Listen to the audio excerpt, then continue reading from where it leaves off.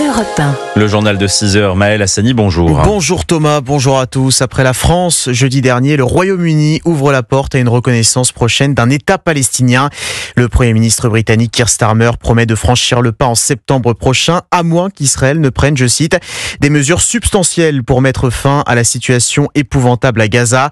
Starmer récompense le terrorisme monstrueux du Hamas et punit ses victimes, réagit le chef du gouvernement israélien après cette annonce de Londres. La bande de Gaza où l'armée israélienne observe des pauses dans les combats, des fins humanitaires dans plusieurs secteurs. Et cela permet notamment à des pays tiers d'envoyer des vivres à la population par voie aérienne. Jacques Serret, la France prévoit de larguer 40 tonnes d'aide humanitaire dans l'enclave dès vendredi. Paris procédera dans les prochains jours à des largages aériens, c'est ce qu'annonce le Quai d'Orsay. Il s'agit de répondre aux besoins les plus essentiels et les plus urgents de la population civile gazaoui, justifie le ministère des Affaires étrangères qui indique également travailler à des acheminements par voie terrestre. En parallèle, Jean-Noël Barrot pourrait se rendre en Israël. L'annonce de ce potentiel déplacement a été ébruitée par le chancelier allemand Friedrich Merz. L'Allemagne, la Grande-Bretagne et la France vont probablement demander jeudi de la semaine prochaine à leurs 3 ministres des Affaires étrangères de se rendre ensemble en Israël pour demander davantage d'aide humanitaire à Gaza, a-t-il signalé. Berlin, Londres et Paris mettent ainsi la pression pour un cessez-le-feu à Gaza, une campagne qu'Israël juge biaisée puisque le Hamas est toujours au pouvoir et qu'il détient toujours 49 otages. Jacques Serret est à l'issue d'une conférence sur la solution à 2 États à l'ONU coprésidée par la France. 17 pays dont l'Arabie Saoudite, le Qatar et l'Égypte appellent le Hamas à quitter le pouvoir à Gaza et à remettre ses armes à l'autorité palestinienne. Cette déclaration de New York condamne également les attaques du 7 octobre 2023 en Israël, ce que n'avait jamais fait l'Assemblée générale des Nations unies. Ces attaques terroristes de 2023 avaient marqué un tournant dans le quotidien des Juifs du monde entier. Et notamment en Europe, où le nombre d'actes antisémites explose depuis près de 2 ans. Les illustrations sont quasi quotidiennes. Encore en début de semaine, près de Milan, un homme qui portait une kippa agressé sous les yeux de son fils de 6 ans sur une aire d'autoroute. Tout a commencé par des invectives sur la situation en Palestine avant des violences physiques. Le récit du correspondant d'Europe 1 en Italie, Antonino Gallofaro. L'agression est filmée par la victime. Palestine libre, ici ce n'est pas Gaza. Assassin, voilà ce que lancent quelques personnes à l'homme qui porte une kippa. En signe de solidarité, le sénateur Ivan Scalfarotto est venu avec une kippa hier au Sénat. Les élus sont tristes. De la même manière que j'ai pu porter une kippa en toute sécurité dans l'hémicycle du Sénat, chaque citoyen juif doit lui aussi pouvoir faire la même chose, en toute sécurité et en toute tranquillité, dans toutes les rues des villes italiennes. La justice italienne a ouvert une enquête pour violence aggravée et haine raciale. Pour le sénateur Ivan Scalfarotto, ce n'est pas un cas isolé. Cet épisode est la confirmation de cet antisémitisme grandissant dans notre pays et qui fait naître chez nos concitoyens juifs un sentiment de danger imminent. L'Observatoire de l'antisémitisme en Italie observe en effet une augmentation constante depuis plus de 10 ans des agressions antisémites. 874 épisodes en 2024 contre 455 l'année précédente. Milan, Antonino Gallofaro, Europe 1. Et hier à Toulouse, un tag antisémite découvert sur un mur dans une rue du centre-ville. Les mots « Kill all Jews », tuer tous les juifs, inscrits en lettres capitales. Le maire de la ville saisit le procureur de la République et le préfet. Le gouvernement va tenter de répondre aux inquiétudes des acteurs économiques cet après-midi. Les filières touchées par les futurs droits de douane américains de 15% seront reçues à Bercy à 14h par plusieurs ministres, dont ceux de l'économie et du commerce extérieur. Les organisations patronales seront également présentes. Quel choix reste-t-il aux entreprises qui exportent aux États-Unis? Faut-il augmenter les prix ou réduire les marges? Nous posons la question à Franck Chouane, le président de la Commission internationale de la CPME, notre invité à 7h10. Europe 1 matin, il est 6h05. Le gouvernement hausse le ton face aux constructeurs concernés par le scandale Takata. Ces airbags défectueux susceptibles d'exploser sous l'effet de la chaleur. 1 700 000 véhicules sont visés en France par une interdiction de rouler avant de faire remplacer l'équipement dangereux.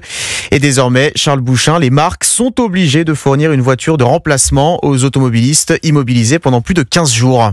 Oui, si vous recevez une lettre de stop drive, c'est-à-dire d'interdiction d'utiliser votre véhicule, le constructeur doit vous informer des délais dans lesquels il pense changer votre airbag Takata. Si celui-ci est supérieur à 15 jours, alors le constructeur a ses frais et dans l'obligation de fournir un véhicule de remplacement et de présenter des solutions de dépannage à domicile.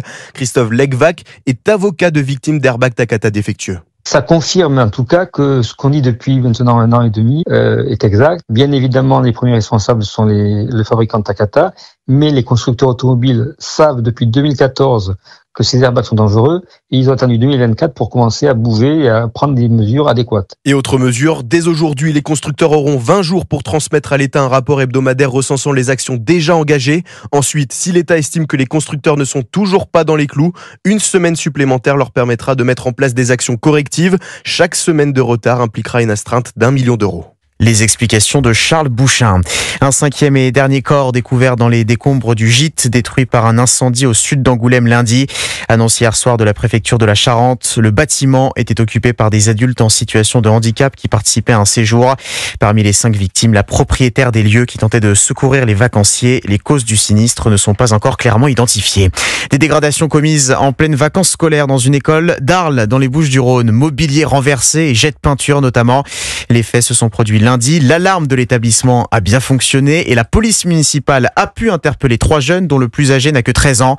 Le maire de la ville a déposé plainte hier et promet d'exiger réparation des dégâts auprès des familles des auteurs. Écoutez à quoi en sont rendus les habitants d'un quartier de Toulouse pour enrayer la spirale infernale des violences et du trafic de drogue. Faire appel à des sociétés de sécurité privées pour surveiller les résidences dans certains quartiers sensibles. À Toulouse, c'est la mission du groupement interquartier de tranquillité et de sûreté, le GITS. À la demande des bailleurs sociaux, ces agents occupent le terrain et tentent d'empêcher les dealers de s'approprier les parties communes. Charles Huillier a pu suivre une équipe pour Europe 1. Avec leurs gilets pare-balles, leurs matraques et leurs chiens, la dizaine d'agents assermentés patrouillent dans une quinzaine de cités ici, 7 jours sur 7 et jusqu'à minuit. Alpha, ta mission, c'est d'évincer tous les individus au point de deal. Direction un quartier gangréné par le trafic de drogue où Fabien Morvan, le directeur général adjoint, invite ses hommes à ne pas patrouiller directement sous les fenêtres des immeubles. Là, on est sur une résidence qui compte plusieurs centaines de logements et l'idée de marcher sous les coursives, c'est d'éviter de se prendre un projectile sur la tête. Dernièrement, c'est une canette qui a été jetée, ça peut faire très mal. Malgré un risque en effet omniprésent ici, les agents n'hésitent pas à aller au contact des dealers. T'es pas locataire? Tu fais quoi ici? Allez, on avance, t'as rien à faire ici. Allez, on y va, allez. J'avance doucement. Mais avance. T'es un faux, toi. Donc du coup, on était sur 2 clandestins qui étaient en train de faire le trafic dans le hall. Et en plus, hier, du coup, on a fait une découverte de cocaïne et 4 sachets de cannabis. Un nettoyage qui rassure les résidents. Merci pour vos présences tous les jours. Mais c'est grâce à ces mots-là qu'on est content de travailler. Surtout nous qui avons des enfants, on évite de sortir à certaines heures en fait avec les enfants. Des résidents qui ne sont que 5% à déplorer la présence de ces agents.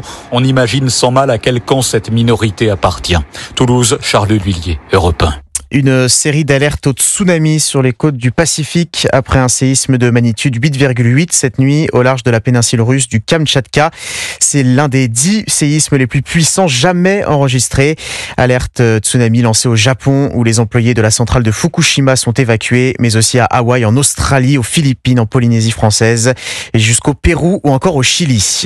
L'ensemble du Portugal en état d'alerte face au risque d'incendie. Les températures sont élevées et les vents soutenus. 17 foyers actifs recensés, le plus important à Arouca dans le centre du pays. 2700 pompiers mobilisés au total. 22 000 hectares de végétation sont partis en fumée depuis le début de l'année au Portugal. C'est l'une des conséquences positives des Jeux Olympiques de Paris. Les premiers chiffres du tourisme cet été sont bons dans la capitale. Les réservations en hausse de 15% sur un an dans l'hôtellerie selon l'Office de tourisme de Paris. Et parmi les touristes étrangers, le pays le plus représenté, ce sont les États-Unis, juste devant la Chine et l'Allemagne. Alors pourquoi les Américains raffolent-ils toujours de la ville lumière? Laura Legault est allée leur poser la question pour Europe 1. Sans surprise, c'est Paris et sa tour Eiffel que les Américains visitent en priorité. Pour la 2e fois, Paula et sa famille font le voyage depuis New York. L'adolescente est impressionnée par le monument. Oh mon Dieu, c'est magnifique, c'est tellement cool de voir ça en vrai, surtout la tour Eiffel, c'est une merveille. L'autre atout de la France, c'est la gastronomie. Kim et Dan, originaires de San Francisco, sont venus fêter leur 25e anniversaire de mariage à Paris. Pour l'occasion, ils ont testé plusieurs restaurants de la capitale. On a mangé beaucoup de croissants et on a bu beaucoup de champagne, c'était bon. Quand on vieillit, on veut voir ça. Et malgré la mauvaise réputation des Parisiens, le couple s'est senti bien accueilli. Les gens ont été très sympathiques. On dit que les Français n'aiment pas les Américains, mais c'est faux. Ça a été une bonne expérience. Pour leur dernière journée à Paris, ils ont prévu une sortie shopping. Les vacanciers américains profitent d'un dollar fort par rapport à l'euro. Ils dépensent en moyenne $10 000 pendant leur séjour en France. Le reportage européen de Laura Legault dans les rues de Paris. Et puis le grand retour de Léon Marchand dans les bassins. Le nageur français vient de se qualifier sans forcer pour les demi-finales du 200 mètres 4 nages aux mondiaux de natation de Singapour. Il plongera pour une place en finale cet après-midi. L'ambition du Toulousain cette année, battre le record du monde dans cette catégorie. Rien que ça. Rien que ça. Merci le roi Léon Marchand. Merci Maël Hassani. Vous êtes bien sur Europe 1, il est 6h.